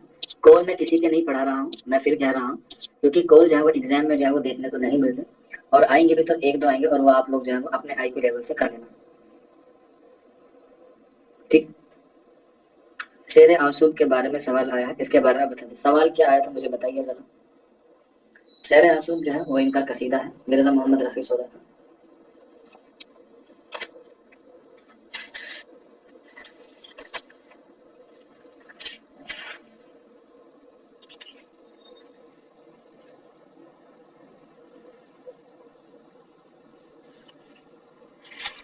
آپشن بتائیے کیا کہتے ہیں حیت کے بارے میں۔ تو ظاہر سی بات ہے ہم نے پہلے بتا دیا کہ ان کے قصیدے زیادہ تر مسدس میں ہیں۔ دل محمد انصاری 5-6 مصرے میں ریپیٹ ہو چاہے نہ ہو، ٹیپ کا شعر ہی کہلائے گا نہ بیٹا، اس کے لیے یہ ضروری ہے، مخمس ہونا ضروری ہے، کیونکہ 5واں شعر ہی کہلاتا ہے۔ اس کے بعد مسدس میں 5واں یا چھٹا، اس کے بعد 7ویں میں مصبہ، اس میں 7واں، اور مسمن میں 7واں اور 8واں، یہی ٹیپ کا شعر کہلاتے ہیں، یہی ٹیپ کا شعر کہلاتے ہیں، یا پھر ہاں مخمس ہے نا، ہاں مخمس، یعنی کہ مخمس سے آگے جتنے بھی اشعار آئیں گے وہی ٹیپ کا شعر کہلائیں گے، ٹھیک۔ تو یہ کیا ہو گئے ہمارے مسدس کے اور مرزا محمد رفیع سودا کے حوالے سے بات ہوگی۔ اب ہم لوگ بات کرتے ہیں دوسرے جو ہمارے ہیں وہ ہیں ذوق، جو قصیدے میں ان کے بارے میں آتا ہے، اور ذوق اور محسن کاکو روی، ذوق اور محسن کاکو روی، ذوق پر۔ تو سب سے پہلے ہم لوگ لکھیں گے ذوق کے قصیدے. ذوق کے قصیدے زیادہ نہیں ہیں کیونکہ ان کے گھر میں آگ لگ گئی تھی، تو ان کے جو قصیدے ہیں وہ بہت کم ہیں. لیکن جتنے بھی قصیدے ہیں وہ سارے کے سارے کہاں سے لکھے ہیں؟ دربار دہلی سے لکھے ہیں. دربار دہلی کہہ لیں یا بہادر شاہ ظفر کی مداح میں کہہ لیں، یا ہم لوگ کہہ سکتے ہیں کہ زیادہ تر درباری قصیدے کس نے لکھے ہیں؟ درباری قصیدے بھی شیخ ابراہیم ذوق نے ہی لکھے ہیں. اب یہ کتنے لکھے ہیں، کیسے لکھے ہیں، اس کے بارے میں ہم لوگ ڈیٹیل سے پڑھیں گے. لیکن پہلے ان کے کچھ مشہور یہ ہیں قصیدے ہیں، اسے دیکھ لیتے ہیں. جو سب سے امپورٹنٹ ہے وہ ہے زہ نشاط. زہ نشاط اگر کیجیے اسے تحریر. زہ نشاط اگر کیجیے اسے تحریر. یہ کیا ہے؟ ان کا قصیدہ ہے زہ نشاط اگر کیجیے اسے تحریر. یہ کیسا قصیدہ ہے؟ یہ مداحیہ قصیدہ ہے. اور کس کی مداح میں ہے؟ یہ ہے بہادر شاہ ظفر کی مداح میں. زہ نشاط اگر کیجیے اسے تحریر یہ کیا ہے؟ ان کا مداحیہ قصیدہ ہے جو کس کی مداح میں ہے؟ بہادر شاہ ظفر کی مداح میں ہے. اس کے بعد ایک اور ہے ساون میں. ساون میں دیا. ساون میں دیا پھر میں سوال دکھائی. میں سوال دکھائی. یہ بھی کیسا قصیدہ ہے؟ مداحیہ قصیدہ ہے. اور یہ کس کی مداح میں ہے؟ اکبر شاہ ثانی کی مداح میں ہے. اور یہ اکبر شاہ ثانی کی مداح میں ہے. ساون میں دیا پھر میں سوال دکھائی. اس کے بعد نیکسٹ لکھ لیجیے گا. اس کے بعد شب کو میں نے، شب کو میں اپنے، شب کو میں اپنے سر بستر، سر بستر خواب راحت، خواب راحت. شب کو میں اپنے سر بستر خواب راحت. یہ بھی کیا ہے؟ مداحیہ قصیدہ ہے. اور کس کی مداح میں ہے؟ اور یہ مداح ہے بہادر شاہ ظفر کی مداح میں. بہادر شاہ کی مداح میں. اور کہا جاتا ہے کہ بہادر شاہ ظفر نے اس قصیدے پر ذوق کو ایک انگوٹھی اور ایک گاؤں جاگیر کے طور پر دیا تھا. تو آنسر ہو جائے گا یہی والا قصیدہ تھا شب کو میں اپنے سر بستر خواب راحت. وہ کیوں دیا تھا؟ کیونکہ بہادر شاہ ظفر کیا ہو گئے تھے؟ بیمار ہو گئے تھے. تو جب وہ غسل صحت کر کے آئے یا غسل پاک کر کے آئے تو اس کی مداح میں جو ہے ذوق نے جو ہے یہ والا قصیدہ پڑھا تھا. ٹھیک ہے، جس کا نام تھا شب کو میں اپنے سر بستر خواب راحت. اور یہ کس کا ہے؟ یہ بھی شیخ محمد ابراہیم ذوق کا کیا ہے؟ قصیدہ ہے. اس کے بعد نیکسٹ لکھ لیجیے گا گردش میں عیش چشم. گردش میں عیش، گردش میں عیش چشم، گردش میں عیش چشم مست ہے کہ مست کی ہو دل. گردش میں عیش جس میں مست کی ہو دل میرا گرا. دل میرا گرا. یہ بھی ذوق کا قصیدہ ہے. اور یہ کس کی مداح میں ہے؟ یہ اکبر شاہ ثانی کی مداح میں ہے. اکبر شاہ ثانی کی مداح میں ہے یہ والا بھی قصیدہ. زیادہ تر انہوں نے کیا لکھے ہیں؟ مداحیہ قصیدے لکھے ہیں شیخ محمد ابراہیم ذوق نے. ٹھیک ہے. اس کے بعد نیکسٹ لکھ لیجیے گا اور یہ لاسٹ لکھ لیجیے گا قلم جو کاغذ پہ ہوئے، قلم جو کاغذ، قلم جو کاغذ پہ ہوئے، قلم جو کاغذ پہ ہوئے نقطۂ نگار، نقطۂ نگار. یہ بھی اکبر شاہ ثانی کی مداح میں ہے. قلم جو کاغذ پہ ہوئے نقطۂ نگار. بس اتنے ہی آپ لوگ جو ہے وہ یاد کر لیجیے گا. اسی سے جو ہے وہ آپ سے ایگزام میں ایک نہ ایک سوال ضرور آتا ہے. اور زیادہ چانسز ہیں زہ نشاط اگر کیجیے اسے تحریر کے، یا ساون میں دیا پھر میں سوال دکھائی. ان دونوں سے ہی آپ سے کیا پوچھ سکتا ہے؟ ایگزام میں سوال بن سکتا ہے. ٹھیک ہے، چلیے. تو یہی ان کے قصیدے ہیں جو ایگزام میں پوچھے جاتے ہیں. اب بات کرتے ہیں ان کی حالات زندگی کی جو شیخ محمد ابراہیم ذوق کی ہے. ان کا نام شیخ ابراہیم یا شیخ محمد ابراہیم، شیخ محمد ابراہیم. اور تخلص ہوا ان کا ذوق. تخلص ہوا ان کا ذوق.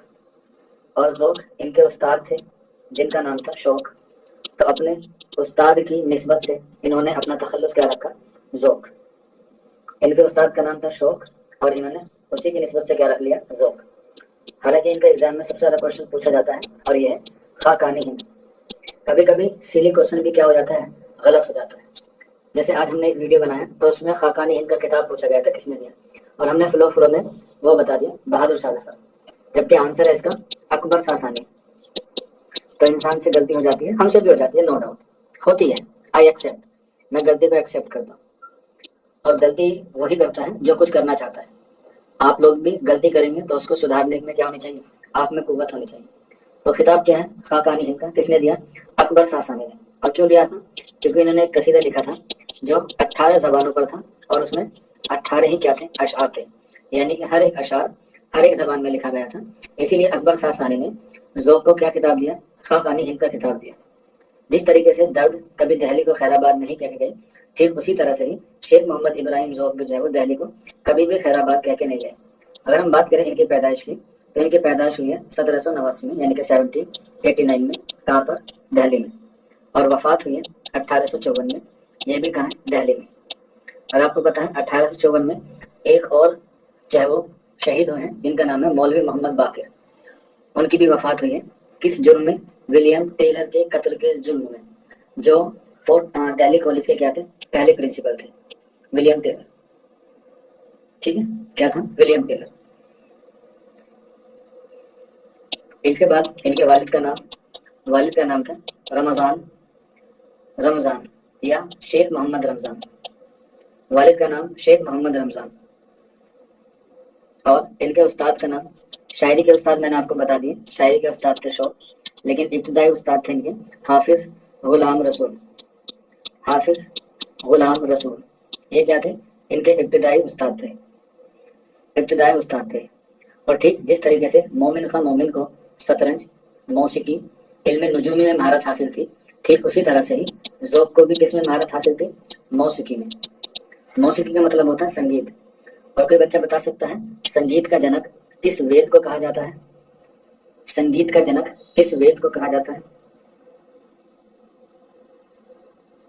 بالکل سبھی کو پتا ہے، سام وید کو جو ہے وہ سنگیت کا جنک کہا جاتا ہے، یا سنگیت کا پتامہ سام وید کو کہا جاتا ہے۔ تو ان کو کس میں مہارت حاصل تھی؟ موسیقی میں، اور موسیقی کے ساتھ ان کو علم نجوم بھی آتا تھا، یعنی کہ جوتشی بھی آتی تھی ذوق کو، اور اس میں جو ہے وہ کیا رکھتے تھے؟ گہری دلچسپی رکھتے تھے، ٹھیک ہے۔ اس کے بعد شوق سے انہوں نے استاد میں شاعری لی، لیکن ان کو جو شاعری کی طرف متوجہ ہوئے، یا یہ جو شاعری کی طرف کو آگے بڑھے، یہ بڑے جو ہیں شاہ نصیر دہلوی سے، شاہ نصیر دہلوی کی شاعری سے متاثر ہوئے، اور پھر انہوں نے جو ہے وہ اپنی شاعری کی اصلاح شوق کے بعد کس سے لینی شروع کر دی؟ شاہ نصیر دہلوی سے، اور یہیں سے جو ہے وہ کہاں تک پہنچے؟ بہادر شاہ ظفر تک۔ اور ایگزام میں موسٹ امپورٹنٹ کوشچن ہے، ڈبل اسٹار بنا کے لکھ لینا، پوچھا جاتا ہے کہ شاہ نصیر کے بعد بہادر شاہ ظفر کا استاد کون بنا؟ تو شاہ نصیر کا شاگرد کون تھا؟ ذوق۔ تو شاہ نصیر کے بعد انہی کا شاگرد مغلیہ بادشاہ بہادر شاہ ظفر کا کیا بنا؟ استاد بنا۔ اور ذوق کے بعد کون بنا؟ ذوق کے بعد اسد اللہ خان غالب بنے۔ تو یہ سیکوینس آپ لوگ یاد رکھ لیجیے گا ایگزام کے حوالے سے، پہلے شاہ نصیر آتا ہے، یہ بہادر شاہ ظفر کے استاد ہیں، پہلا شاہ نصیر، اس کے بعد ذوق، اور ذوق کے بعد اسد اللہ خان غالب، اور یہ زمانی ترتیب جو ہے وہ آپ لوگ کیا کر لیجیے گا؟ یاد کر لیجیے گا، ٹھیک ہے، یاد کر لیجیے گا۔ اور استاد کتنی عمر کے تھے جب ذوق بنے؟ تو محض 19 برس کے تھے، محض 19 برس کی عمر میں بہادر شاہ ظفر کے استاد بن گئے تھے ذوق، کیونکہ تبھی جو ہے ان کی جو رسائی ہے وہ کہاں تک ہو گئی تھی؟ دربار دہلی سے ہو گئی تھی، دربار دہلی سے ہو گئی تھی۔ لیکن دربار دہلی ہونے کے باوجود بھی ان کا جو رہنا سہنا تھا وہ ایک عام زندگی کا رہنے والا تھا۔ تو اسی وقت جو ہے وہ کیا ہو گیا تھا؟ 1854 میں تو ان کا انتقال ہو گیا تھا، لیکن 1857 کی غدر میں کیا ہو گیا؟ جب دلی لوٹی تو ان کے گھر میں کیا لگ گئی؟ آگ لگ گئی، اور اس وجہ سے جو ہے وہ ان کا زیادہ تر جو اشعار تھے یا جو کلام تھے وہ کیا نہیں ہو پائے؟ میسر نہیں ہو پائے۔ تو جو بھی جتنا بھی بچا کچا تھا تو وہ ان کے ایک شاگرد ہوئے ہیں محمد حسین آزاد، اور انہوں نے ہی کلیات ذوق جو ہے وہ کیا کیا؟ مرتب کیا۔ ایگزام میں کافی مرتبہ پوچھا گیا ہے کہ کلیات ذوق کس نے مرتب کیا؟ تو کلیات ذوق مرتب کیا ابراہیم ذوق کے شاگرد جس کا نام تھا محمد حسین آزاد، اور انہوں نے کیا کیا تھا؟ مرتب کیا تھا کلیات ذوق کو، ٹھیک ہے۔ یہ بات آپ لوگ جو ہے وہ یاد کر لیجیے، جتنے بھی قصیدے بچے، جتنی بھی چیزیں بچی، ان کو جو ہے انہوں نے کوشش کی کہ یہاں پر جو ہے وہ ان کے کلام کو جو ہے وہ بچایا جائے، ٹھیک ہے۔ اور ذوق کے جو ہے وہ 3 شاگرد رہے ہیں جو بڑے مشہور ہیں۔ پہلے جو رہے ہیں وہ رہے ہیں سیاست سے، جن کا نام ہم لوگ کرتے ہیں بہادر شاہ ظفر، اسی طرح سے دوسرے رہے ہیں محمد حسین آزاد. محمد حسین آزاد کو کہا جاتا ہے کہ انہوں نے ذوق کی کیا بچائی؟ نشانی بچائی. اور بہادر شاہ ظفر کو کہا جاتا ہے کہ انہوں نے ان کی زندگی بچائی یا ان کی سیاست کو بچایا. اور جو تیسرے بنے ہیں وہ بنے ہیں داغ دہلوی. اور داغ دہلوی کہا جاتا ہے کہ ذوق کی روایت کو آگے بڑھایا. ذوق کی روایت کو آگے بڑھایا کس نے؟ داغ دہلوی نے. ٹھیک، تو یہ بات جو ہے وہ آپ لوگ یاد رکھ لیجیے گا کہ بہادر شاہ ظفر نے ذوق کی زندگی بنائی یا سیاست کی زندگی بنائی. محمد حسین آزاد نے ان کی ادبی خدمات پہ کام کیا اور ان کی نشانی کو جو ہے وہ آگے بڑھایا. جبکہ داغ دہلوی نے جو ذوق کی روایت تھی شاعری کے حوالے سے اسے کیا کیا؟ اسے بھی جو ہے وہ آگے بڑھایا. اسے بھی جو ہے وہ کیا کرایا؟ آگے بڑھایا. اور کلیات ذوق میں ایسا لکھا گیا ہے کہ ان کا جو آخری قصیدہ تھا وہ 1854 میں لکھا گیا. قصیدہ آخری، ذوق کا آخری قصیدہ 1854 میں لکھا گیا. اور جس کا عنوان کیا تھا؟ جس کا عنوان تھا عید الضحیٰ. کیا تھا؟ عید الضحیٰ. میں نے ایک بار بتایا بھی تھا آپ کو کہ اردو ادب میں ایسا کون سا واحد شاعر ہے جو عید الضحیٰ کے دن وفات پائی تھی، یعنی کہ بقرعید پہ مرا تھا؟ یاد ہے مجھے، میں نے آپ کو بتایا تھا. ایسے کوشچن آتے ہیں کہ عید الضحیٰ پر کون سا شاعر کی وفات ہوئی تھی؟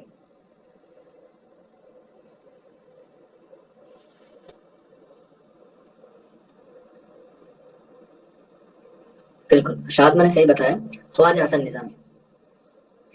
خواجہ حسن نظامی، بالکل گڈ. تو عید الضحیٰ ان کا کیا تھا؟ آخری قصیدہ تھا جو 1854 میں لکھا گیا تھا. ٹھیک، اور اس پر جو ہے بہادر شاہ ظفر نے جو ہے وہ ان کو کیا دی تھی؟ ایک انگوٹھی بھی تحفے پر دی تھی. ایک انگوٹھی بھی جو ہے وہ ان کو تحفے پر دی تھی. اور کہا جاتا ہے کہ 4 سپاہی بھی ان کے لیے دیے تھے. 4 سپاہی بھی ان کو جو ہے وہ تحفے میں دیے تھے اس قصیدے کے عوض میں. اور یہیں پر جو ہے وہ ان کو خان بہادر کا خطاب بھی دیا تھا. خان بہادر کا خطاب بھی دیا تھا. خاقانی ہند کا خطاب کس نے دیا؟ اکبر شاہ ثانی نے. اور خان بہادر کا خطاب کس نے دیا؟ بہادر شاہ ظفر نے. کس کو؟ ذوق کو. اور خان بہادر کا خطاب ملنے پر یا خطاب ملنے سے پہلے ان کی جو ادبی چشمک رہی ہے وہ سب سے زیادہ رہی ہے ذوق سے، سوری غالب سے. غالب میں اور ذوق میں جو ہے وہ سب سے زیادہ ادبی چشمک رہی ہے. جبکہ دونوں کا جو میدان ہے وہ مختلف تھا. ذوق قصیدے کے بڑے شاعر تھے جبکہ غالب جو ہے وہ غزل کو تھے. لیکن بس یہی ہے کہ غالب جو ہے وہ تھوڑے سے کم درجے کے شاعر تھے اور یہ باہر کے شاعر تھے. اور ذوق جو ہے وہ دلی میں پیدا ہوئے اور دربار دہلی سے جو ہے وہ ان کا وابستہ رہا. اسی لیے ان کا ایک شعر بڑا مشہور ہے جو غالب میں اور ذوق میں ادبی چشمک کا جو ہے وہ پہلا نمونہ قرار دیا جاتا ہے. اور وہ یہ ہے: بنا ہے شاہ کا مصاحب فرے ہے اتراتا، وگرنہ شہر میں غالب کی آبرو کیا ہے. وگرنہ شہر میں غالب کی آبرو کیا ہے. ملک الشعراء کا بہادر شاہ ظفر نے. ارے بیٹا رک تو جاؤ، ابھی کون سا میں نے ختم کر دیا. ابھی پہلے خطاب تو چل لیتا ہوں، وہ بھی آؤں گا، اس پہ بھی آؤں گا، صبر کرو. اس نے دیے تھے 4 سپاہی. بیٹا بادشاہ بہادر شاہ ظفر نے عید الضحیٰ پہ جو قصیدہ لکھا تھا ذوق کو دیے تھے ایک انگوٹھی اور 4 سپاہی.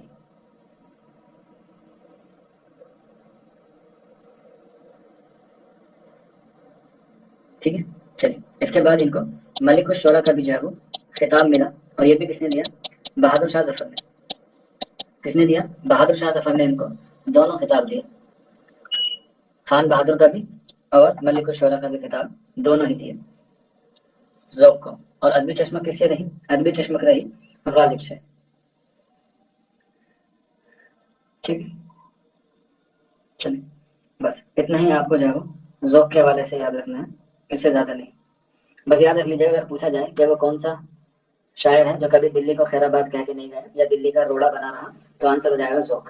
اگر آپشن میں درد نہ ہو، ٹھیک، درد ہو تو درد لگانا اور درد نہ ہو تو ذوق لگانا. یا کہا جائے درد کے بعد کون سا شاعر ہے تو تب آنسر ہو جائے گا ذوق. ٹھیک ہے. ملک الشعراء کا مطلب ہوتا ہے شعراء کا مالک. ملک الشعراء کا مطلب ہوتا ہے کہ اس وقت جتنے بھی شعراء ہیں ان سب کا مالک کون ہے؟ ذوق ہے. تو یہ ہو گئے ہمارے ذوق جو ہے وہ کمپلیٹ ہو گیا.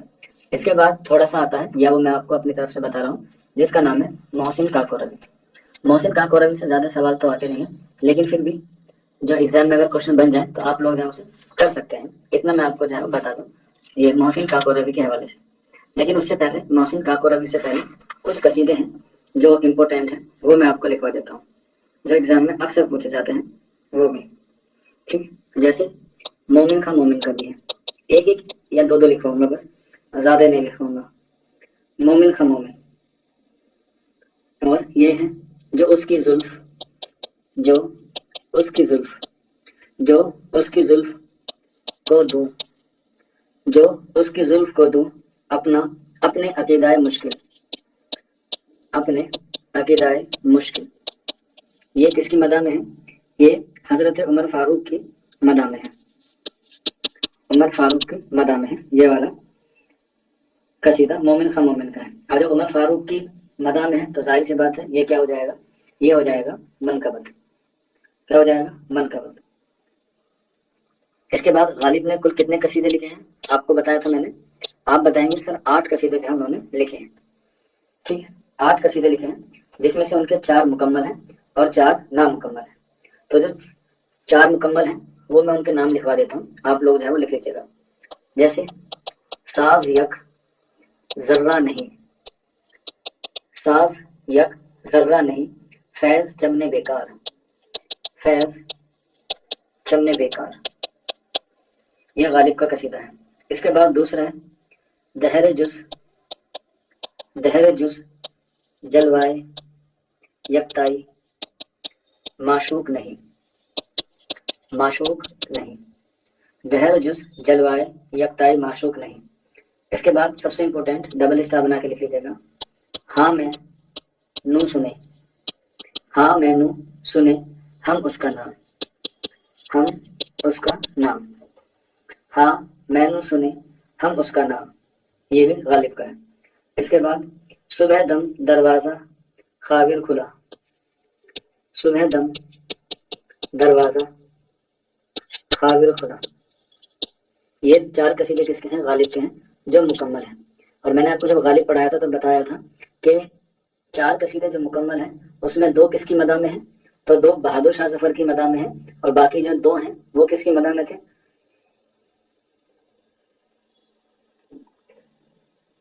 ہاں، جو اوپر کے دونوں ہیں یہ والے، یہ دونوں حضرت علی کی مدح میں ہیں، اور یہ جو نیچے دونوں ہیں یہ دونوں کے دونوں ہیں آپ کے بہادر شاہ ظفر کی مدح میں.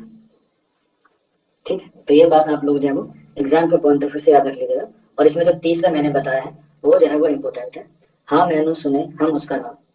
اور سودا نے کس میں بات کی ہے؟ سودا نے مدح پہ کام کیا ہے، اور غالب نے کس پہ کام کیا ہے؟ یعنی کہ غالب نے جو سب سے زیادہ زور دیا ہے وہ کس جز پہ دیا ہے قصیدے کے؟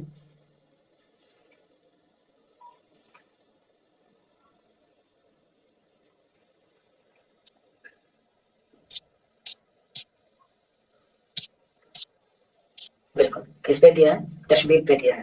اور تشبیب کا دوسرا نام کیا ہے قصیدے میں؟ تشبیب کا دوسرا نام کیا ہے قصیدے میں؟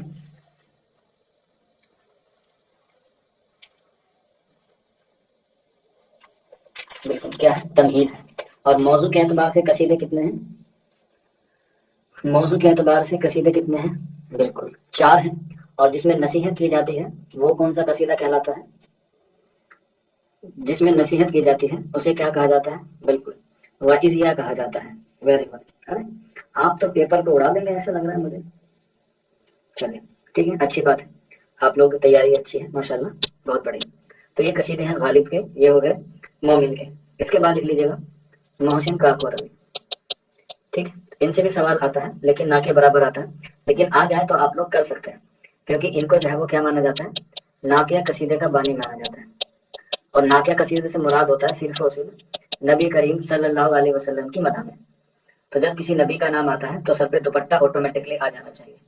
ویسے تو جب ہم لوگ پڑھتے ہیں چاہے ہم اسکول میں جائیں یا پڑھانے جائیں یا کسی ٹیوشن میں جائیں یا کوچنگ پہ جائیں تو ہمیشہ ادب کے ساتھ جانا چاہیے، ایک سلیقے کے ساتھ جانا چاہیے، کیونکہ جو ٹیچر ہوتا ہے اس کا ایک آئیڈیل ہوتا ہے اور لوگ اسے فالو کرتے ہیں. آپ لوگ جب ٹیچر بنیں گے تب آپ کا اس بات کا احساس ہو جائے گا کہ ہاں بچے ہماری کیا کیا بات نوٹ کرتے ہیں.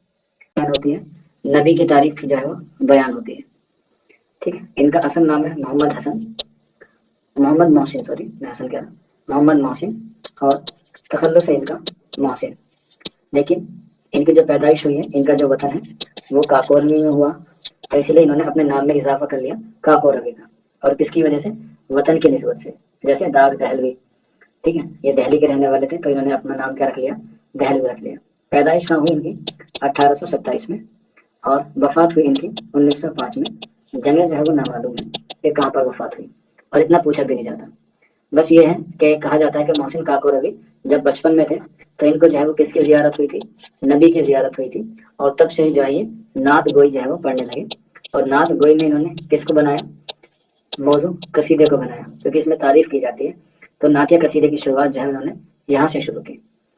اور انہوں نے جو ہے نعتیہ قصیدہ پڑھنا یا لکھنا سیکھا، وہ سیکھا امیر مینائی سے. یہ کہہ سکتے ہیں ان کے شاعری کے استاد رہے امیر مینائی. شاعری کے استاد کون رہے؟ امیر مینائی. اور ان کے کچھ جو ہے وہ قصیدے ہیں، یاد کر لیجیے گا. زیادہ قصیدے نہیں ہیں، 5 ان کے جو ہے صرف قصیدے ہیں. اور پانچوں کے پانچوں کیا ہیں؟ نعتیہ قصیدے ہیں. پانچوں کے پانچوں کیا ہیں؟ نعتیہ قصیدے ہیں. جس میں سب سے مشہور ہے ان کا یا سب سے مقبول جو ہوا وہ ہوا خیر المرسلین. خیر المرسلین جو ہے وہ ان کا سب سے مشہور قصیدہ رہا. اور یہ کیسا ہے؟ خیر المرسلین یہ بھی کیا ہے؟ نعتیہ قصیدہ ہے. اور اس کا جو دوسرا نام ہے خیر المرسلین کا وہ ہے مستانہ قصیدہ. مستانہ قصیدہ بھی سے جو ہے وہ کہا جاتا ہے خیر المرسلین کو. ٹھیک ہے، یہ ان کا کیا ہے؟ یہ ان کا سب سے مشہور قصیدہ ہے خیر المرسلین. اور اس میں جو ہے انہوں نے نبی کی حیات، ان کی عادات اور ان کے خیالات کو جو ہے وہ پیش کیا ہے خیر المرسلین میں. خیر المرسلین. سر ایک سوال ہو رہا ہے، بیٹا سو گیا. جب ہماری کلاس ختم ہوتی ہے نا، میں آپ سے پوچھتا ہوں نا کہ کوئی سوال ہو یا کوئی ڈاؤٹ ہو تو پوچھ لیجیے گا. یہ بیچ بیچ میں اورودھک مت ڈالیے، اس سے آپ کا ہی نقصان ہے. ویسے ہی ٹائم کم ہے تو آپ یہ سوال مجھ سے واٹس ایپ پہ بھی پوچھ سکتے ہیں، میں وہاں پہ بھی جواب دے دوں گا، کوئی ڈاؤٹ نہیں. اسی لیے میں نے ایک گروپ بھی کریٹ کر دیا، آپ اس میں جو ہے وہ سوال پوچھ سکتے ہیں مجھ سے، تاکہ ایک سوال ہو سکتا ہے بہت سے لوگوں کے من میں اٹھ رہا ہو. باقی میں کلاس ختم ہونے کے بعد آپ سے پوچھوں گا. ٹھیک ہے، چلیے آگے بڑھتے ہیں. یہ جو ہے وہ ان کا سب سے مشہور کیا ہے؟ قصیدہ ہے. اس کے بعد نیکسٹ لکھ لیجیے گا. ان کا جو پہلا قصیدہ ہے وہ ہے گلدستہ کلام رحمت. گلدستہ کلام رحمت. یہ ان کا کیا ہے؟ پہلا قصیدہ ہے محسن کاکو روی کا. اس کے بعد دوسرا قصیدہ ہے ابیات نعت. ابیات نعت کیا ہے؟ یہ ان کا دوسرا قصیدہ ہے محسن کاکو روی کا. تیسرا قصیدہ میں نے آپ کو لکھوا دیا ہے جس کا نام ہے خیر المرسلین. اور اگر ایگزام میں یہ خیر المرسلین کے نام سے نہ آئے تو اس کا جو پہلا شعر ہے یا پہلا مصرع ہے وہ آپ سے پوچھا جاتا ہے، اور وہ ہے سمت کاشی. سمت کاشی سے چلا، سمت کاشی سے چلا جانب متھرا، جانب متھرا بادل. متھرا بادل اس نام سے بھی آ سکتا ہے، کیونکہ میں نے آپ کو پہلے بتا رکھا ہے کہ قصیدے کا جو پہلا شعر ہوتا ہے وہ قصیدے کا نام بھی ہوتا ہے. کیا ہوتا ہے؟ قصیدے کا وہ نام بھی ہوتا ہے. سمت کاشی سے چلا جانب متھرا بادل، برق کے کاندھے پہ لائی ہے صبا گنگا جل. ٹھیک، برق کے کاندھے پر لائی ہے صبا گنگا جل. کیا جھکا کعبہ کی جانب کو ہے قبلہ بادل، سجدہ کرتا ہے سوئے شراب وہ بتکائے بادل. ہفتہ اقلیم میں اس دے کا بجایا ڈنکا، تھا تیری عام رسالت کا گرجتا بادل. صف محشر میں تیرے ساتھ ہوں تیرا مداح، ہاتھ میں ہو یہی مستانہ قصیدہ یہ غزل. کہیں جبریل اشارے سے کہے ہاں بسم اللہ، سمت کاسی سے چلا جانب متھرا بادل. یہ کیا ہے؟ اس کا پورا ایک بند ہے، اور اس میں جو ہے وہ لاسٹ میں بادل آ رہا ہے، تو آپ لوگ اس سے بھی یاد کر سکتے ہیں. زیادہ تر آپ کو اس میں بادل ہی ملے گا، اس کا جو ردیف ہے. ہاں، مطلع سے پہچانا جاتا ہے قصیدے کا، تو آپ یاد رکھ لیجیے گا سمت کاسی سے چلا جانب متھرا بادل. یہ خیر المرسلین کا پہلا مصرع ہے، تو اس نام سے بھی آ سکتا ہے. اس کے بعد ان کا چوتھا قصیدہ ہے نظم دل افروز. نظم دل افروز. اور اس کے بعد لاسٹ اور پانچواں ہے انیس اخرات. انیس اخرات. انیس اخرات.